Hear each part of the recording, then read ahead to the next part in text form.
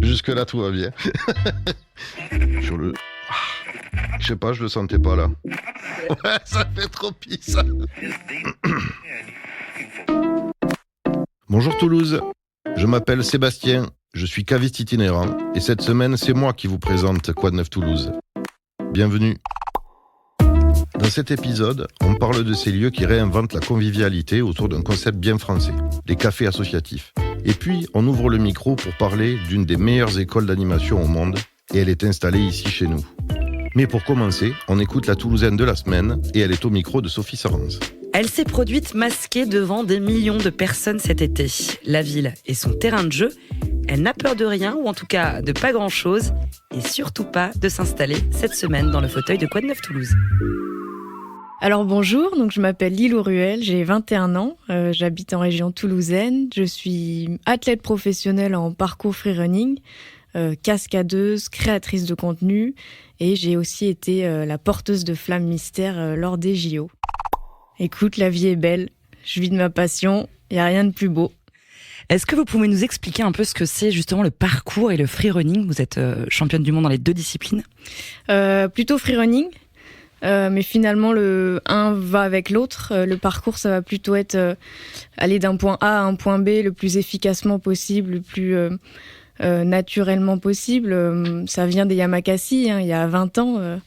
Donc voilà, cette idée de traverser dans un environnement urbain en sautant, en exécutant des mouvements assez techniques.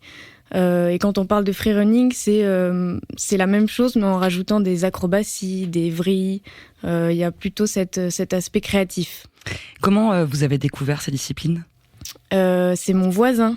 Donc, j'étais une enfant très, très énergique qui voulait sauter partout. J'ai eu mon premier trampoline à l'âge de 8 ans dans mon jardin.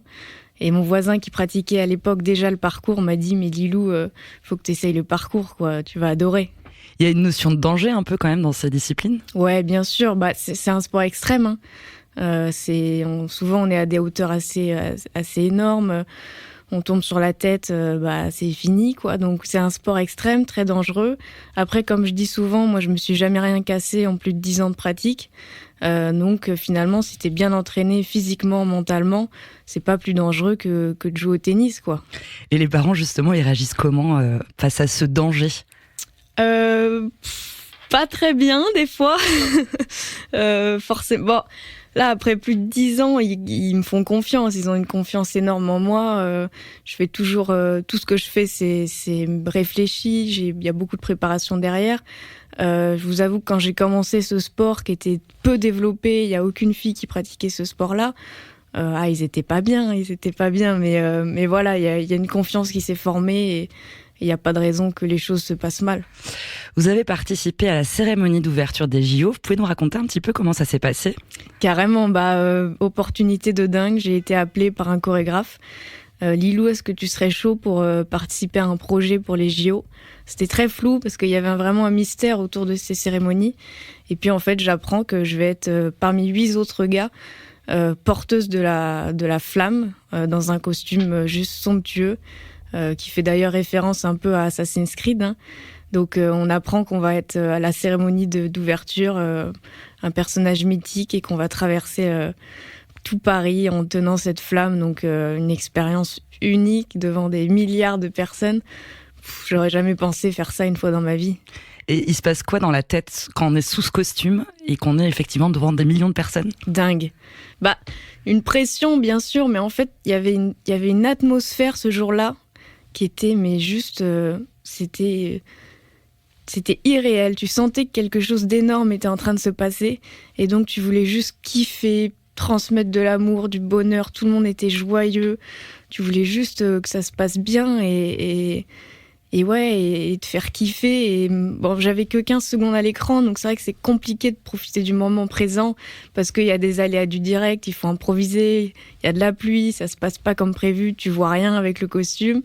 Mais ensuite, quand c'est fini, que t'enlèves le masque, là tu te dis waouh, là je crois que j'ai fait un truc de dingue. On va passer à l'interview express. Vous êtes prête ? Prête. Toulouse pour vous, c'est quoi ? Un terrain de jeu. Un mot qui décrit selon vous les Toulousaines et les Toulousains ? Agréable. Votre spot préféré à Toulouse ? pour faire du parcours ou du freerunning? Compense Caffarelli. Pourquoi? De l'herbe, des briques, plein de petits murets un peu partout. Voilà, le kiff. Votre défi le plus fou à ce jour? Le manpower, un saut entre deux toits. Et celui que vous rêvez d'accomplir? J'en ai trop. Faut en choisir un. Oh la vache. Avoir un rôle au cinéma et faire des cascades incroyables. Si vous étiez maire de Toulouse, ce serait quoi votre première mesure? Plus de parcs et mettre le sport en avant. Une personne qui fait briller Toulouse selon vous? Marchand. Si vous étiez un son? Le bruit de la pluie.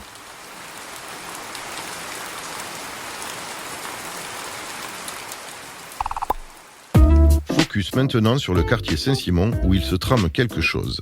Un collectif d'habitants se lance dans l'aventure du café associatif, Sophia Ruchunian. Et oui, alors moi, j'adore ce genre d'initiative. Et Toulouse regorge de cafés associatifs. Vous connaissez peut-être la Passerelle Nègreneis ou l'Escabelle. Il y en a des dizaines. Ce sont des espaces qui proposent de boire un verre, des spectacles, des ateliers de réparation d'objets, des conférences. Ils répondent à un besoin de lien social. Alors du côté de Saint-Simon, c'est une habitante qui a posté il y a quelques mois sur Facebook un message en indiquant qu'elle serait ravie qu'il y ait un café associatif dans son quartier. Et en fait, elle a été suivie par des dizaines de personnes enthousiasmées par l'idée et qui se sont organisées pour mettre en œuvre ce projet. Aujourd'hui, elles sont notamment à la recherche d'un local à bon entendeur. Mais les cafés associatifs, c'est pas qu'en ville. Et c'est même pour certains villages un haut lieu de sociabilisation. Je me suis rendue au Buvard, le café associatif de Lasserre à l'ouest de Toulouse, 1600 habitants. C'est un bar chaleureux, niché dans une ancienne école où la cour de récré fait office de terrasse. Il y a plein de jeux pour les enfants, un marché de producteurs le vendredi, des dizaines de bénévoles qui se relaient pour animer les soirées et les ateliers. J'ai discuté avec Maxime, le coprésident du foyer rural qui porte le projet. Et pour lui, c'est une immense satisfaction de voir que ce café a mobilisé des gens d'horizons très différents. Malgré un voisinage réticent au début, des normes administratives compliquées et malgré le Covid aussi qui aurait pu tout faire capoter. Le secret de la réussite de cet endroit, une bonne organisation et aussi une bonne gestion de l'argent. À Lasserre, le Buvard est devenu un incontournable et la preuve, selon Maxime, que quand les gens se motivent ensemble, tout est possible et ça fait plaisir. On passe à l'open mic, un espace où vous avez la parole. On parle cette semaine d'une école que vous ne connaissez peut-être pas et qui pourtant fait briller Toulouse. Salut, moi c'est Déborah, chargée de communication pour l'école IARTSUP à Toulouse. L'école des métiers créatifs fondée en 2001. Avec ses 10 campus de France, IARTSUP forme chaque année 2500 étudiants dans des domaines aussi passionnants que la direction artistique, le motion design, le jeu vidéo et surtout le cinéma d'animation. Située à Toulouse, au cœur d'un écosystème créatif, notre école est un véritable tremplin pour les futurs talents. Et maintenant, tiens-toi bien, car le vendredi 8 novembre à 19h, IARTSUP fait son cinéma. Rejoins-nous à la salle de cinéma La Forêt Électrique pour une soirée exceptionnelle où nous projetterons les meilleurs films réalisés par nos étudiants. C'est l'occasion de découvrir des œuvres originales créées avec passion et talent, sous l'œil bienveillant de notre parrain Luc Camilli, producteur des films d'animation à Xbo Film. Et devine quoi, l'entrée est gratuite, mais l'inscription est obligatoire, alors rendez-vous sur le site de l'école pour réserver ta place. Ne manque pas cette chance de plonger dans l'univers créatif d'IARTSUP, de rencontrer des professionnels du secteur et de partager un moment convivial autour d'un cocktail.